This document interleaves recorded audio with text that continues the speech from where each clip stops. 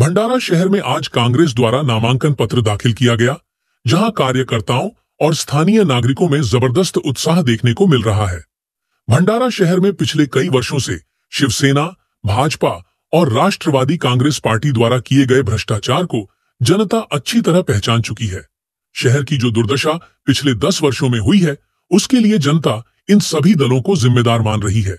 कांग्रेस प्रदेशाध्यक्ष नाना पटोले ने कहा कि भंडारा का जनादेश कांग्रेस और गठबंधन के साथ मजबूती से खड़ा है और भारी बहुमत से जीत हमारी ही होगी।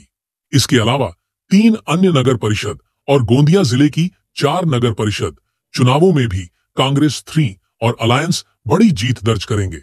उन्होंने कहा कि महाराष्ट्र में भी शुरुआत से ही कहा गया है कि जहां स्थानीय नेता और कार्यकर्ता निर्णय लेंगे, वहां अलायंस होगा, और अगर ऐसा नहीं होता तो कांग्रेस वहां स्वबल पर चुनाव लड़ेगी। पटोले ने केंद्र और राज्य सरकारों पर तीखा प्रहार करते हुए कहा कि बेरोजगारी, महंगाई, किसान मुद्दे और कानून व्यवस्था की पूरी तरह बदहाली, इन सभी मुद्दों को लेकर जनता सरकार से बेहद नाराज है। भंडारा शहरातलं नामांकन पत्र दाखल करण्यासाठी काँग्रेस आणि आमचे जे अलायन्स आहे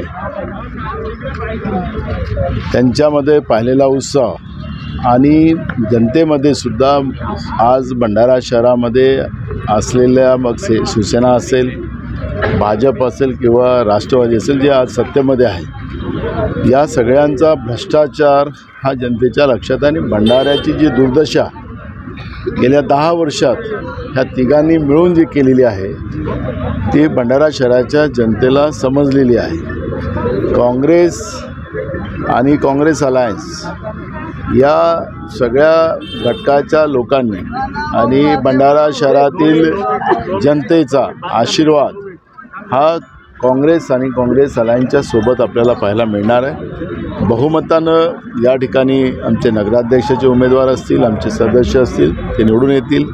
हीच परिस्थिती मग भंडारा जिल्ह्यातील अजून 3 भंडारा सोडून त्याही नगरपालिकेमध्ये आहे। गोंदिया जिल्ह्यामध्येही 4 नगरपालिकांच्या निवडणुका आहेत आणि त्याही निवडणुकांमध्ये काँग्रेस आणि अलायन्स आपल्याला बहुमतानं निवडून आलेलं पाहायला मिळणार आहे।